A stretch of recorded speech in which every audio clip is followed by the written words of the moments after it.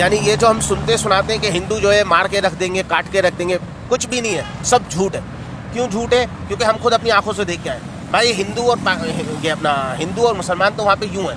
अच्छा, वहाँ पे ये नहीं है, मिल के रहते हैं। तो हमने ये नहीं देखा। अच्छा, जब आपको कोई क्लीन शेव, अगर कोई क्लीन शेव है ना और वो मुसलमान है, ला इलाहा इल्लल्लाह पढ़ने वाला है ना, और यहाँ पर एक हिंदू है और यूं खड़ा हुआ है ना, तो आप बता नहीं सकते कि इसके अंदर से मुसलमान कौन सा और हिंदू कौन सा। अच्छा। वो अपने आप को कहते हैं हम दोनों इंडियन है। कौन है? इंडियन है। यानी उनकी जो बेस जो मजबूत है ना, वो अपने आप को कहलाते हैं इंडियंस। वो कहते हैं मुसलमान हम बाद में और हिंदू हम बाद में, पहले कौन है? हम इंडियन है। तो ये उनकी एक मजबूती है। मैंने उन्हीं से एक सवाल किया था कि यार आपको कोई तकलीफ वगैरह तो नहीं है यहाँ पर? तो उन्होंने कहा भाई हम तो खुशहाल है, हमारा माशाल्लाह बड़ा काम है। सबसे पहले तो हम जो है ना, कराची से हमारी जर्नी स्टार्ट हुई थी। हम कराची से सबसे पहले हम लाहौर चले गए। लाहौर से फिर हम लोग वाघा बॉर्डर गए। वाघा से हमने इमिग्रेशन करवाई। वाघा से फिर बस के जरिए हम जो है अटारी इमिग्रेशन को पहुंचे। इमिग्रेशन कराने के बाद हम अमृतसर रेलवे स्टेशन चले गए। अमृतसर रेलवे स्टेशन से फिर हम लोग दिल्ली पहुंचे थे। ये जो है हमारी इसमें ये जर्नी हो गई। उसके बाद फिर हमारा दिल्ली के अंदर ही स्टे था। टुडे होटल के अंदर हम रुके थे। आपकी जो पहली वीडियो उसमें भी ये सारी डिटेल मैंने बता दी।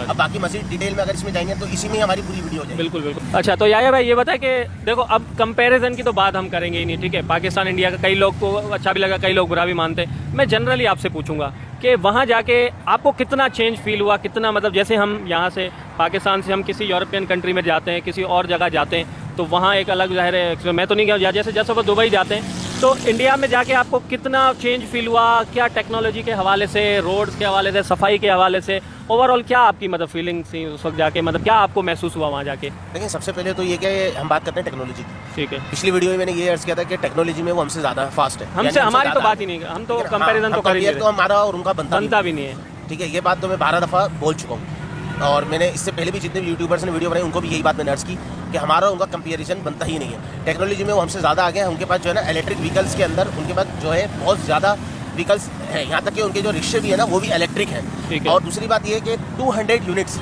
इलेक्ट्रिसिटी, 200 यूनिट बिजली दिल्ली के अंदर, और काफ़ी जो वहाँ के सिटीज़ हैं वहाँ के अंदर बिजली फ्री है। तब जब बिजली फ्री होगी ना तो इलेक्ट्रिक व्हीकल्स ऑलरेडी उनकी तादाद बढ़ेगी। अब हमारे यहाँ जो इलेक्ट्रिसिटी की कॉस्ट है बहुत ज़्यादा है, तो इस वजह से हम लोग जो है ना इलेक्ट्रिसिटी व्हीकल्स हम भागते हैं पीछे। हम इलेक्ट्रिसिटी व्हीकल्स पे क्यों शिफ्ट नहीं हो पा रहे? वजह असल ये है कि हमारी इलेक्ट्रिसिटी बहुत महंगी पड़ती है हमें। हमारी घरेलू सार्फिंग की बिजली इतनी महंगी है तो वो वही व्हीकल लेके करेगा क्या? ये वजह है। पहला कंपेरिजन तो यहाँ आ गया। सेकंड ये कि रोड के मुकाबले में रोड और डेवलपमेंट उनकी हमसे ज़्यादा अच्छी है। सफाई का निज़ाम हमारे से ज़्यादा बेटर है। लेकिन बस एक जो है ना उनकी जो आवाम है उनको थोड़ी सी जो है ना तरबियत की ज़रूरत है। अच्छा। वो उस वजह से कि वो जहाँ उनका दिल करता है ना बस वो खड़े होते हैं, जिप खोलते शुरू हो जाते हैं। अच्छा। तो उसकी वजह से जो है ना स्मेल पैदा होती है। तो बस उस पर जो है ना वो लोग अगर थोड़ी सी एहतियात करें तो वो उनका जो कंट्री है ना वो यूके बन जाएगा। मतलब पब्लिक टॉयलेट्स वैसे तो हैं लेकिन थोड़ा बहुत वो है। पब्लिक टॉयलेट इतने नहीं देखे हमने, लेकिन वो जो पब्लिक टॉयलेट बने हुए बस 4 दीवार उठी हुई और अंदर जो है ना वो लोग घुसते हैं और जिप खोलते खड़े होकर शुरू हो जाते हैं। उसकी वजह से जो है ना वो पानी छोड़ते हैं ना कुछ, ड्रेन तो वो करते भी नहीं, तो उसकी वजह से ना बाद में स्मेल पैदा होती है। ये मार्केटों के अंदर जो है ना लोगों के जो करने की वजह से जो स्मेल होती है ना वो बहुत शदीद आती है, जो हमने फील किया। अच्छा। तो इसमें जो है ना थोड़ी सी वो लोग अगर एहतियात करें ना तो वो लोग जो है यूके को पीछे छोड़ देंगे। अच्छा, ये यूरोपियन कंट्रीज को पीछे छोड़ दो। अच्छा, उसमें आया भाई एक और, अच्छा इलेक्ट्रीफाइड की आपने इलेक्ट्रिक चीज़ों की बात की तो ट्रेन भी उनकी इलेक्ट्रीफाइड है। हमारी तो अभी तक उनकी जो ट्रेन है ना वो हाइब्रिड मोड पर है। हाइब्रिड मोड से मुराद ये होता है कि जहाँ पर उनकी इलेक्ट्रिसिटी की फिजिबिलिटी होती है ना उनके इंजन इलेक्ट्रिक पे शिफ्ट हो जाते हैं। जहाँ पे इलेक्ट्रिक फिजिबिलिटी नहीं होती वो लोग जो है डीजल या पेट्रोल जो भी फ्यूल से चलनी होती है उस पर शिफ्ट होती है उनकी व्हीकल। बाकी जैसे आपने बात की इस तरह जैसे पब्लिक टॉयलेट्स या ये थोड़ा प्रॉब्लम, तो पॉपुलेशन भी बहुत ज़्यादा है, उसकी वजह से थोड़ी सी ये चीज़ें तो हैं। अच्छा, उसके अलावा और चीज़ें मतलब आप अगर बताएं सेफ्टी के हवाले से कैसा था, लॉ एंड ऑर्डर के हवाले से क्या कहेंगे? दिल्ली में कैसा घूमते हुए कोई प्रॉब्लम तो नहीं थी या डर तो नहीं था कि यार कोई प्रॉब्लम हो जाएगी, कोई छीन लेगा कोई चीज़? या देखिए हमारे साथ तो अल्हम्दुलिल्लाह रब्बिल आलमीन अल्लाह के फजल से कोई ऐसा वाक़या पेश नहीं आया ना। जी। और रही बात हालात के पेश नज़र, तो हालात वहाँ के बहुत अच्छे हैं, लेकिन हमें जो है ना वहाँ के लोगों ने और वहाँ के पुलिस वालों ने जो हमें कहा था कि अपने मोबाइल की और जेबों की एहतियात करना है, ये चलते हुए ना वो पिक पॉकेटर्स या जेब कतरे जैसे कोई भी आपसे गन पॉइंट पे वहाँ चीज़ें नहीं छीनेगा। तो ये थोड़ी सी वहाँ पे उन लोगों ने जो हमें कहा था कि आपने एहतियात बरतनी है। और कान में मोबाइल लगा हुआ होगा ना तो कोई भी पीछे से ना मोबाइल हाथ से ही कान में से निकाल के ले जाएगा और आपको पता भी नहीं चलेगा। तो हमने सुना है, बाकी देखा नहीं आपने, बेहतरी क्या है क्या देखा नहीं आपने ऐसा? सही, हमने ऐसा कोई वाकया देखा नहीं, ना किसी हमारे बंदे के साथ हुआ है। अच्छा, कई बार जो है फॉरेनर्स जो है गोरे वगैरह आते हैं और दिल्ली के हवाले, मैं दिल्ली की बात करूँ क्योंकि आप वहीं गए थे, तो रिक्शा वाला, ऑटो वाला जो है उसके बारे में बनाते हैं किराया ज़्यादा ले लेता है या जो है ज़्यादा घुमा के फिर बोलते हैं आपका भाड़ा इतना बना। तो आप भी तो रिक्शे में घूमे वहाँ, तो कैसा वहाँ का एक्सपीरियंस था रिक्शे वाला? हम असल में मैंने आपको पहले भी ये वीडियो में बताया था कि हम लोग जो है ना ज़्यादातर फील ही होने देते कि हम लोग बाहर से आए। अच्छा, पहली बात तो ये। और वैसे हमें जो है ना इतना कोई खास हमें एक्सपेंस पड़ा नहीं रिक्शे वगैरह का। और बिल फर्ज अगर किसी रिक्शे वाले को पता भी चल जाता था कि हम पाकिस्तान से आए तो वो बड़ी इज्जत करता था हमारी। अच्छा। यार आप माशाल्लाह पाकिस्तान से आए हो, आप तो हमारे मेहमान हो। तो हमारे साथ 2 रिक्शे वालों के ऐसे वाकयात हुए थे कि एक रिक्शे वाले ने तो जो है ना हमसे पैसे नहीं लिए थे। बोले नहीं यार आप मेरे मेहमान हो, मैं आपसे पैसे नहीं ले रहा। वो हिंदू था, रिक्शे वाला वो हिंदू था। और जो दूसरा रिक्शे वाला फिर जो हमें मिला था ना, तो वो मुसलमान था।